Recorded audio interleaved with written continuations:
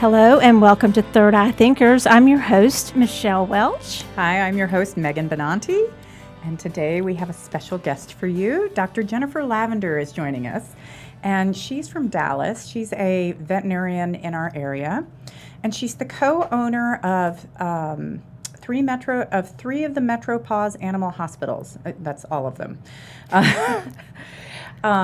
She's also got a mobile surgery business, which provides mostly orthopedic services to local practices.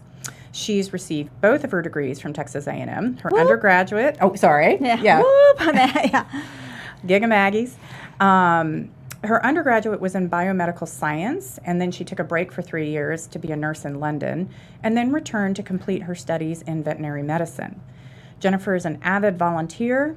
She's president of the board of directors for the Spay Neuter Network. She also works with the Texas Veterinary Medical Foundation, and they provide food and medical care to the pets of the Meals on Wheels clients.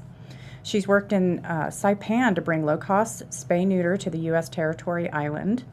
She's also a fitness badass, a single mom, and she's gorgeous. So she's also the captain of her roller derby team, the Dallas Derby Devils. And former captain. Oh, are you? Yeah, okay. yeah. And if you've never seen anybody roller derby, it's like some tough stuff. So she's Yeah. seriously cool. So thanks for joining us, Jennifer. Thank you. Oh, wow. Okay, I have to interject. Yeah, please. That was a So lot. we're starting with the roller derby because I had a hairdresser that was on a team, but it was been about, 20 years ago probably. So, you probably don't know her, but she was beautiful like you, smart like you, and then she was like, and this is my release. I play roller derby at Derby. I think that's so cool. So I just had to say that. I know. She was like foo-fooing up my hair, doing all this, and she looked kind of like a badass because she would do like whatever she wanted with her hair, before a lot of people would, right? The people, I think it was in Preston Hollow or somewhere I was going, or maybe what is that? Preston Center. Yes. And and she's like, I'm on a roller derby team. I was like, well, aren't you the coolest thing ever? So I love you anymore. That's just awesome. I know. I had to throw that in there. I know it wasn't really relevant, That's but I okay. just think that's so cool. Yeah. So we could have the whole show about that. Exactly. And I'd be happy. So I wanted to bring Dr. Lavender on board today because I do think of you as a third eye thinker. And I've known Dr. Lavender for a while now, and she's very intuitive, and that's part of what we wanted to share with you all today. So tell us about, did you always want to be a vet? What's your journey with that? Very straight and single-pathed. It is completely the only thing that I ever wanted to be. When I was little, I used to operate on my stuffed animals, and they all had stitches, and I would take stuffing out and put things in, and I would always play vet with them. My handwriting assignments from elementary school, they all talk about when I grow up, I want to be a veterinarian. My dad says I can go to a special school called Texas A&M, and I always felt such comfort in knowing what I wanted to do. I'm a planner. I need a direction. And my friends who were general study or business major, it caused me anxiety just being around them because there's too many choices. The idea of you could graduate from school and literally open the phone book and apply to any business in there was way too much for me. I needed a license and a very specific skill set. And I always felt really fortunate that I always knew what I wanted to be. And then I was able to work in the field in high school. I started doing kennels at a practice in Dallas when I was about 17. And that also was a tremendous opportunity to test out that drive that had been there this whole time and make sure that it was a fit, because it is not always a glamorous career or field. We could definitely be on Dirtiest Jobs show. But I was really grateful to be able to test the waters and realize that was what I wanted to do. And so then I started undergrad, and I forget how many, I think my degree plan was like 152 hours, and I graduated with 152, whatever it was, the exact number. I followed the degree plan course by course, semester by semester, and graduate. No electives, no nothing. It was just a very single-minded means to an end. I left high school a year early, and the main reason my mom let me go at a year early was that I didn't need that extra year to figure out where I wanted to go and what I wanted to do. So I just You know hit what the ground running. You know what I think about something that, excuse me for 1 second, is when you say that, is I think that when you have that clear-cut direction and you stick to it, because I did too. I had it that I would be a lawyer, and I still am. I can practice law. I'm still licensed to practice. It's active. But I think those who stick to their path and feel they are making a difference and doing good, which you can tell by your bio and some of the other things we're going to talk to you about, that it sounds like you are, then I think those are the people who have stayed on that path. And, and when you deviate from it, which I did a bit in law, from what I really wanted to do, I got more into the civil side of it as opposed to what I wanted to do with maybe helping the indigent, helping the less fortunate, helping people, women in domestic violence, things like that. That's when I think maybe people get out of those careers, but you seem to still love what you do. I think that's an excellent point, and I think that's a lot of also why I wanted to start my own practices. When I sat down with my business partner, Dr. Sarpong, many years ago now, we had been out of school for 5 years, and we kept, every time we would meet, we would lament where we were and what we didn't like about it. And so when we opened the dialogue about starting our own practices, we asked each other, what are your deal breakers? What do you have to have? What can you not have to make this work? And when I look back at what was on my list, it was all things where in working for someone else, my hands were tied to do something that I thought was right and to help someone. And it's so disheartening to live outside of your moral compass and framework. And I happened to have a job early out of school that I really did have a difference of opinion about some care issues.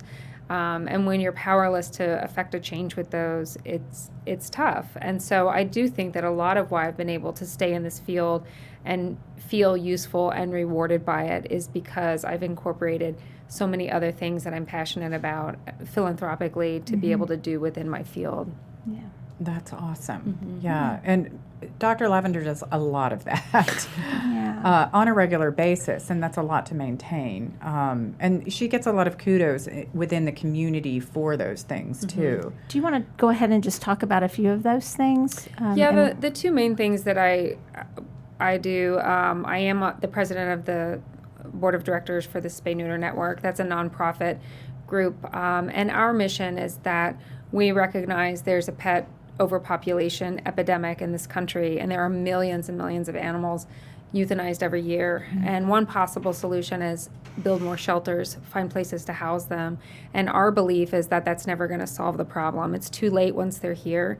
But aggressive, low-cost spay-neuter programs and making spay-neuter accessible to everybody, regardless of finances, is our focus. And that is really all that we do. We have had other opportunities to kind of dabble in other areas of animal welfare, and we've really come back to this is what we're here to do. That's where it begins. Yes. Really. And so, and I've been, I used to work for them full time before Metropause opened, and then I left and intended to just walk away and do my own practices, but I wasn't able to because my heart really is so wrapped up in that mission. And so I've stayed on their board, and that was the group that I went to Saipan with and took spay neuter over there. I've been to Puerto Rico a couple of times. So those are all very important to me.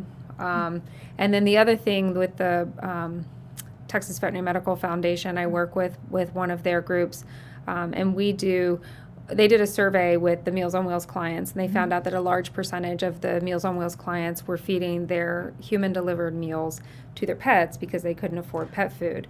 And so it really undermined the purpose of the Meals on Wheels program. Yes. And so there's a subsidiary program where we take food and pet food once a month and deliver it to the clients. I'm so glad to hear that because I rolled off, but I was on it's now Texas Women's Foundation that's in Dallas, and it was the Dallas Women's Foundation, and one of the philanthropy 501c3s I looked at was Meals on Wheels, and that actually was brought up to us. And Oh, this was really? years, and so I'm so glad to hear that. That's why I Yes. actually wrote that down. I think Yes. that's amazing. I'm so Yeah. glad you're doing that. It's TVMF PALS that started the program, and they're part of the Texas Veterinary Medical Foundation. It's a neat program, and I've been very honored to be a part of that. It's been a lot amazing. of fun. And I try to take my kids with me when I do that, which has been wonderful for us as a family, because adding the animal component engages them in the activity without them feeling like,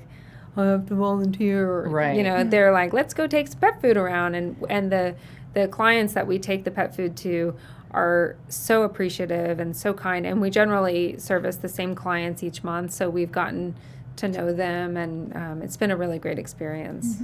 Oh, that's awesome. Yeah. I love that. Yeah.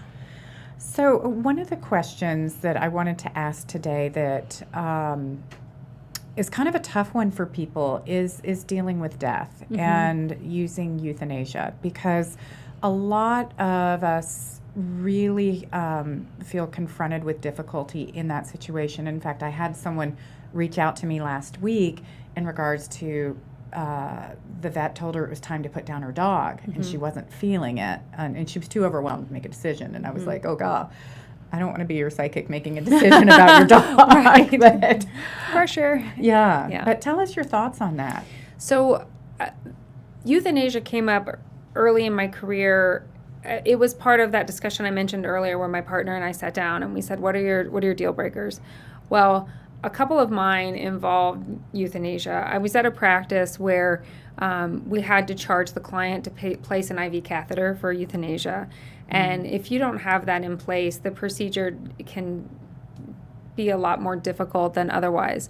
But if I had a client come in with cost concerns and they couldn't afford that IV catheter, I was not allowed to put one in and not charge them for it.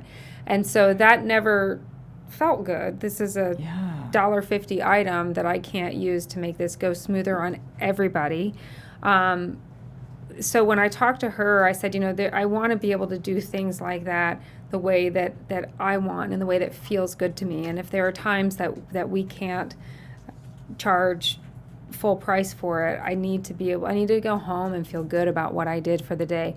The other thing that was on my list was home euthanasias. It was really important to me to always offer home euthanasias, and we made a commitment in the beginning that no matter how busy we got, we would continue to offer that service, which is a tremendous money loss for the clinic. It takes your veterinarian out of the building for an hour and a half. That's a huge financial hit. But it was really important to me that as much as we could honor how someone wanted to help their pet pass, that we were able to meet those requests.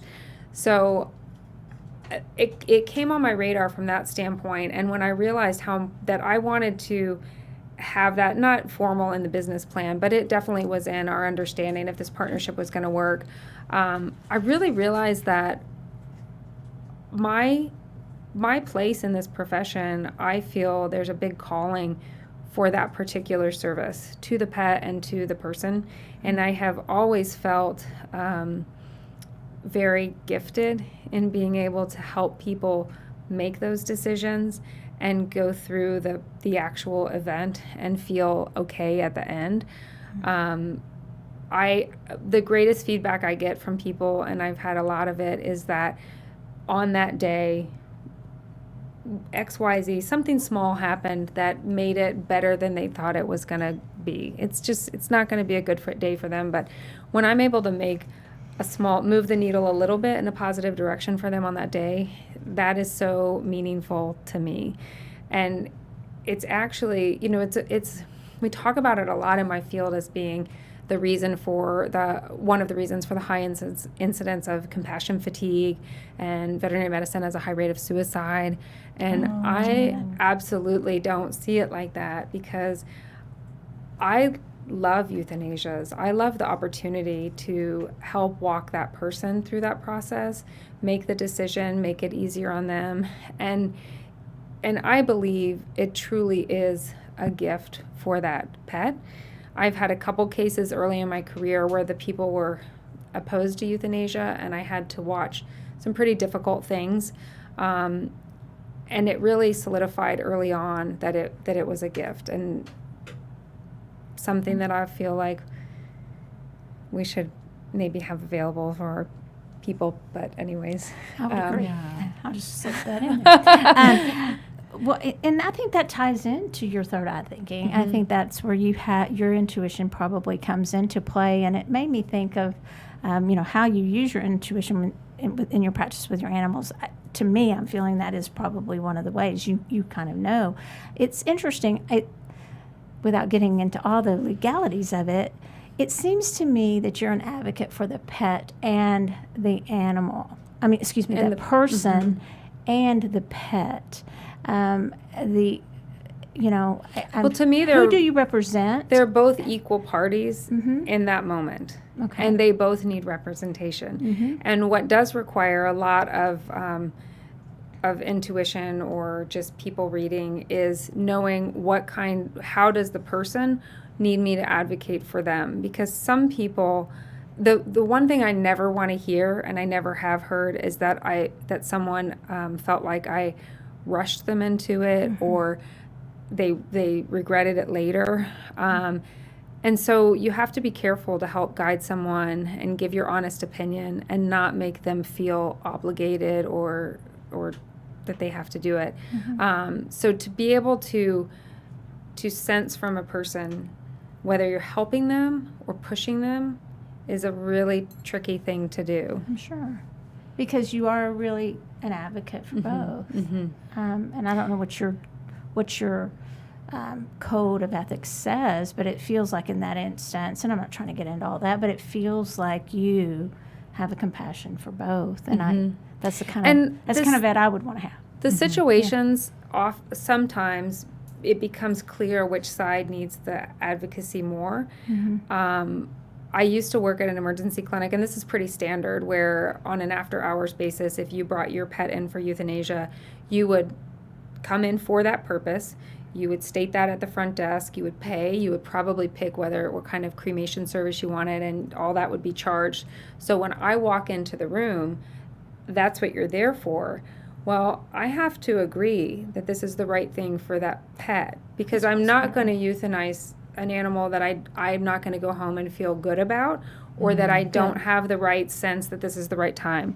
And so when I did ER full time, we changed our protocol where on euthanasia rooms, they had to come in and have a consult with the doctor and make sure that we're all on the same page, because I can't do it if I don't feel like it's the right thing. No, like they're just wanting to get rid of their, Oh, I couldn't even imagine. But I'm sure there were cases going that route. But unfortunately, what other ways? Well, and I don't know that they're right or wrong. It's just that those reasons didn't justify it for me. For you. And for so I chose at that point, I'm not the right vet in this situation. That's fair. That. Yeah. For your moral compass. Yeah, like exactly. You spoke about. It's not a judgment. It's your moral compass. It's where you draw the line. And that's fair. Somebody else might put that line somewhere else. Right. Yeah. How else do you think you use your intuition in your work? I'm sure you do all the time because you're connecting with those animals. So, well, at this point, I've been practicing for many years, and there are a lot of times where I'll just have kind of a gut feeling about a way a case should go. Maybe the tests don't quite point the way I thought they did, and I say, let's come back in 2 weeks or a month and retest that, and guess what? Now they do. And so there are times that kind of reinforce trust how you feel and the direction you think you need to go. Yeah. Well, and one of the things I remember from our time together way back, I don't remember which time, but you had said that, you can kind of just feel your way through when you're in surgery and having a sense of knowing exactly kind of where you need to go and that kind of thing. Yeah. Is there anything you want to expand on that? Just, I do think my time at Spay Neuter Network when I was full-time there really gave me, we did 75 animals 5 days a week for years, so it's a lot of surgery. Yeah. So it does build this familiarity with what's supposed to be where, how much can this bleed, how much, and so I just know this is okay, that's not okay, and I can move through things really quickly, whereas a lot of other surgeons just struggle with kind of feeling comfortable with that's okay to leave that, or you've got to chase that. So that's your intuition. Mhm. Yeah. It's your third eye. I just have to ask, so what's the most unusual animal, or let's just use the term animal to cover them? Okay. Being that you have worked on, ever seen in your office or at your farm or wherever that you, exotic, or I don't know. I had to sedate a turtle one time.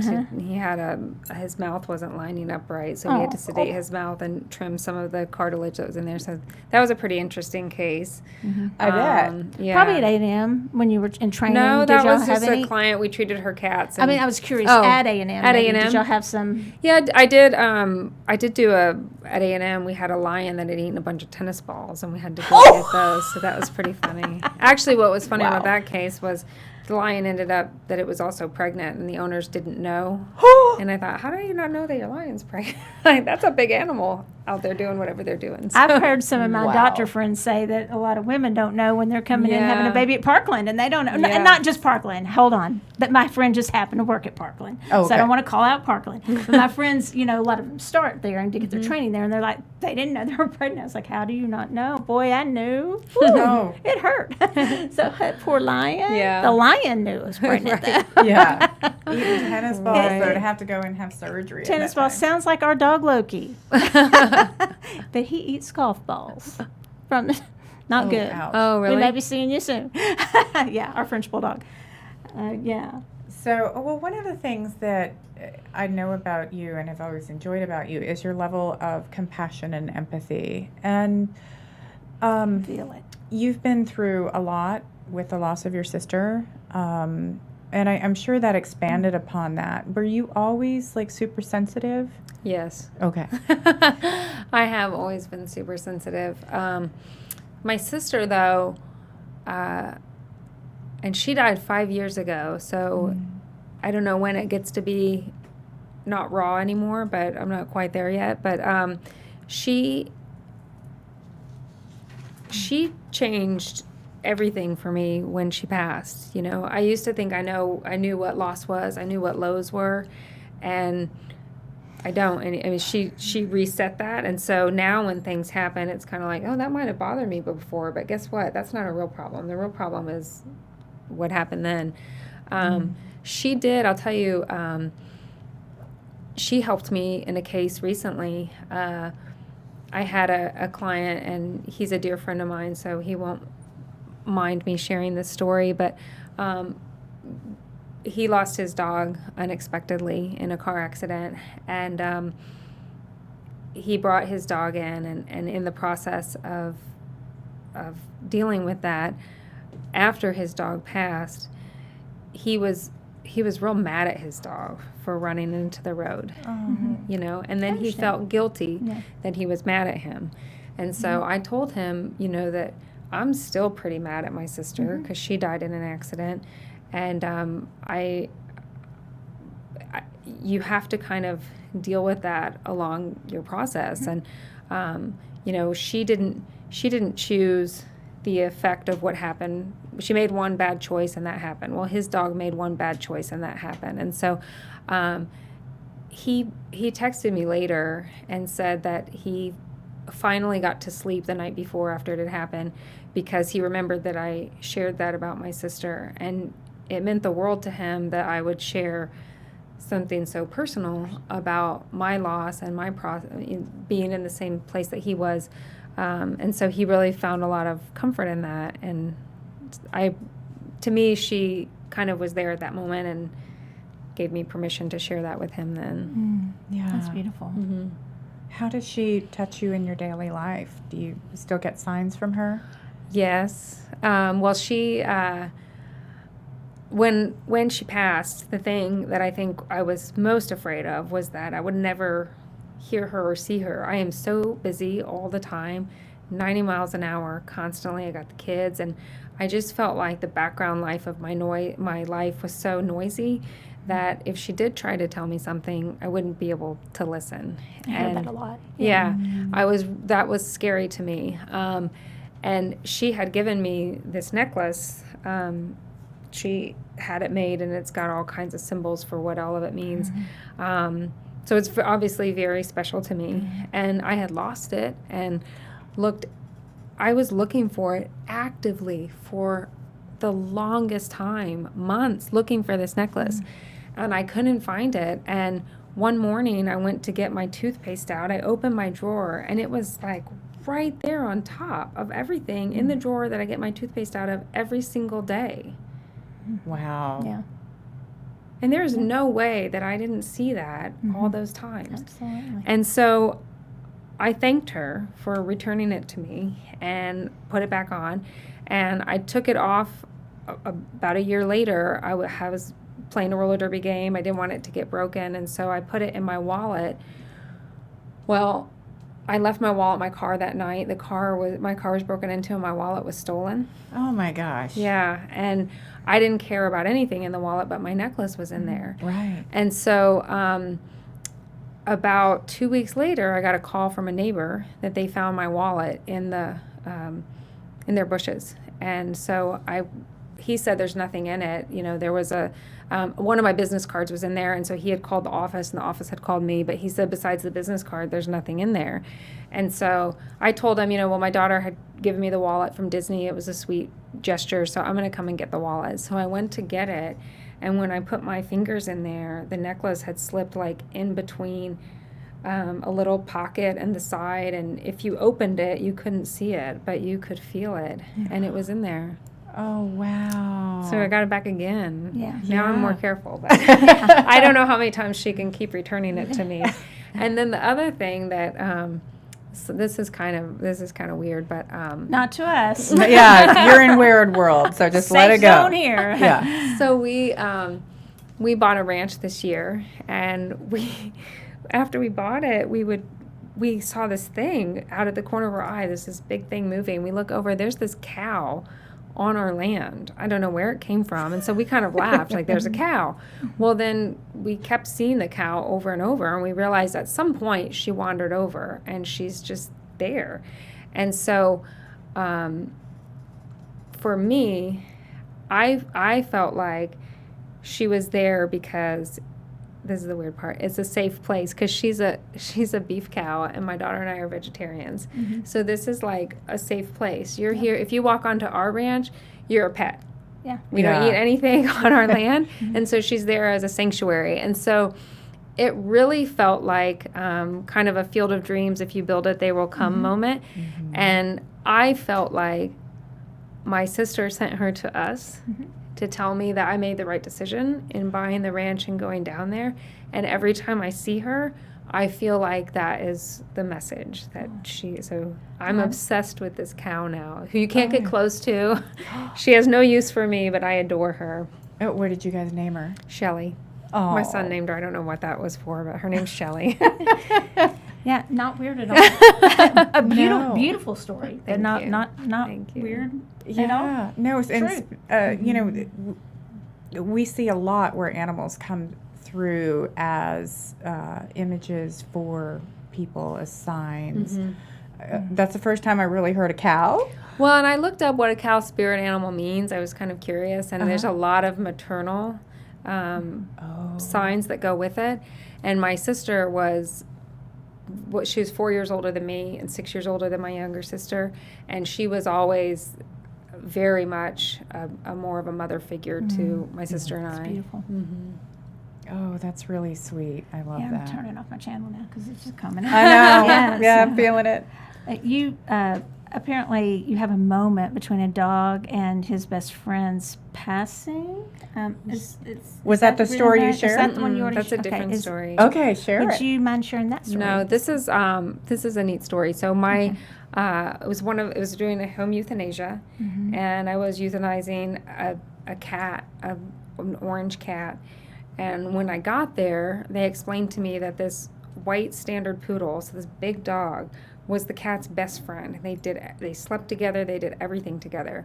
And so the whole time we're getting ready, we're placing the catheter in the kitty and we're doing our exam and looking at him. This dog is like pushing my arm and nuzzling up to his friend, and he's just all over us. And that's part of why I do them at home. If they want him there, then that's what I want to facilitate. So he's all over the place.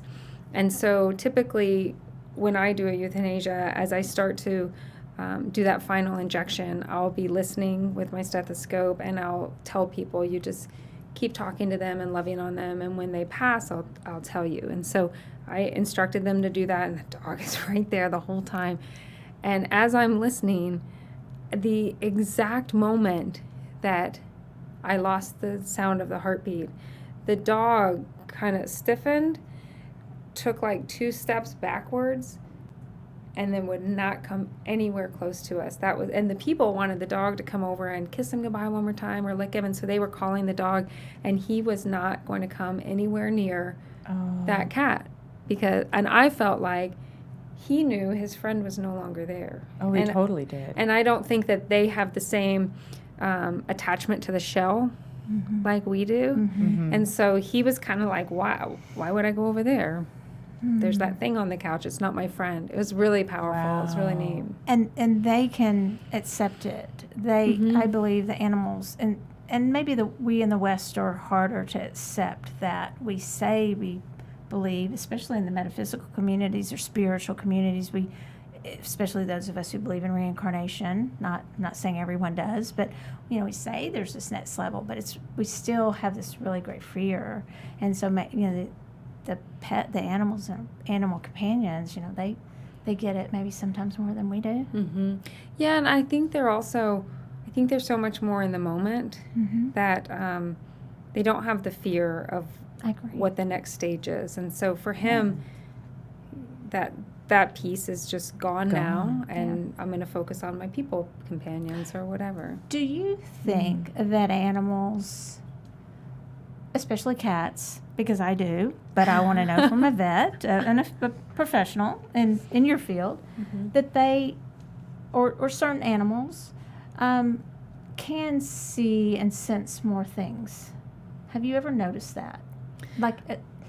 Their senses are so different than ours. Yeah. They're so different. I have many times where a dog or cat has gone blind, and the owners are very worried about that. And I explain to them that vision is not a real high priority sense for especially dogs. They are primarily smell, and then hearing, and then sight. And so it's already their third one down. And I think when you realize that we've got what most people would call 5 senses, but they're not necessarily all ranked the same for species, I think it's fair to say, are there other senses that we're not aware of or we don't have names for or something like that? And I think that it's also fair to say that the dogs and cats may be more in tune with spirits, other third eye vision. Yeah. There was a story about a cat named Homer, and who was born blind. And it was funny because she had put in a baby gate somewhere when she was staying with her parents, and she had the cat. And all it took was one time where she stepped over that gate, and the cat knew it. Oh, yeah. And then he was over the gate all the time. Yeah. There was no stopping him, because he just assumed that there was a wall, and it went all the way up. So it's just interesting. One of the best cats I had, we only had dogs at the time, so he never saw another creature jump onto a counter. So he never jumped on tables and counters because he had never seen a cat or anyone else do it. I mean, he thought he was a dog, and they stayed on the lower level, so he did the same thing. His learned behaviors. It's very handy. Yeah. That's that last question. Yeah, so the other thing that I always found interesting is you have gone through substance abuse and recovered from that. How do you feel that has deepened you as a person and as a third eye thinker, intuitively? I think the biggest way is the accountability in the moment. If you are consuming substances that alter your senses, they're going to alter your perception of everything that's going on.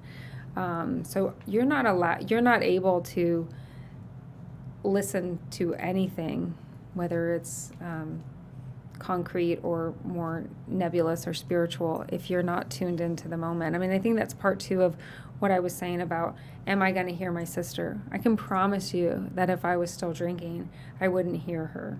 Yeah. Because I'm out in la la land somewhere, you know. It also just, when she did pass, and I've been sober now for almost 10 years, so it's been a long time. Thank you. So it was before her. Yeah. It was before her. And that was such a blessing because I was able to be there for her. She was in a coma for several weeks, and we had to make some of the toughest decisions a family would ever face. And I was the only one in my family with medical training, and so they're looking to me. We also happen to be in Italy where the doctors didn't speak any English, so my family's looking to me to translate Italian, which we had to sub that part out. But then they want guidance on what to do, and I'm very much having to look deep within myself to figure out, like, to decide what is the right thing in this moment for her medically, for my family, and try to make sure what are my motivations for the decisions that we're making here. And I would have never been able to navigate that if I was not really tuned into what was going on. Yeah, that's huge. Wow. Yeah. Well, one thing I do want to just say is I can feel your empathy, your compassion, just sitting with you and talking to you. It's just palpable. So I definitely want our listeners and viewers to know where to find her and to find you and to repeat some of the things that you do. I mean, yeah, they can rewind and we can put it in the links, but could you just share one more time, like, where you're located, what your website is, sure. how we can... Yeah, I'm with Metropause Animal Hospital. The website is dallasmetropause.com. We have 3 locations. I'm primarily at the Oak Cliff location on Fort Worth Avenue, right by Sylvan 30. Okay. And Dr. Lavender also requested that if people want to make donations, she's got something called the Grace Fund with Animal Allies of Texas. And do you want to quickly share that story about Grace? Because that was pretty special. Okay. So Animal Allies of Texas is a group that we've worked with since Metropause opened. One of the founding members has worked for me also since Metropause opened.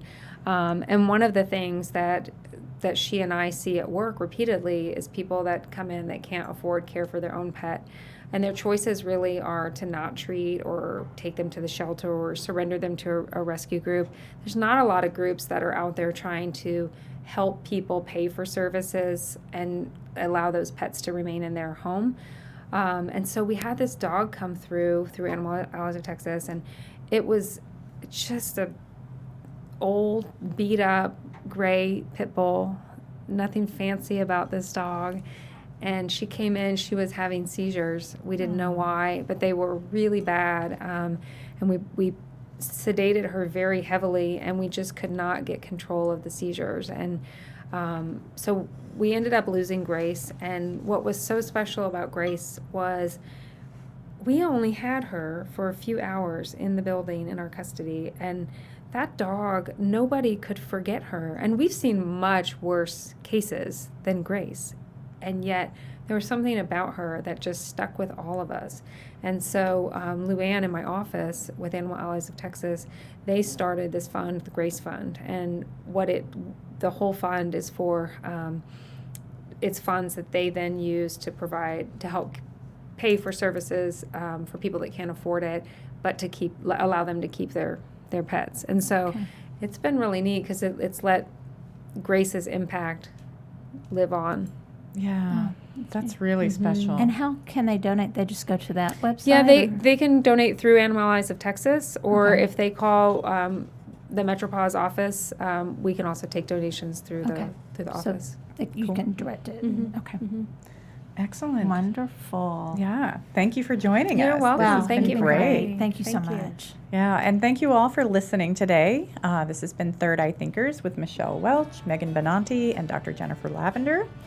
We'll be here again next week at 7:30. If you like the show, please subscribe, give us a positive review, share it with your friends. We love hearing information. Feel free to leave us comments or questions or anything specific that you want to hear about in the future. All right, thanks everyone. Good night. Good night. Thank you.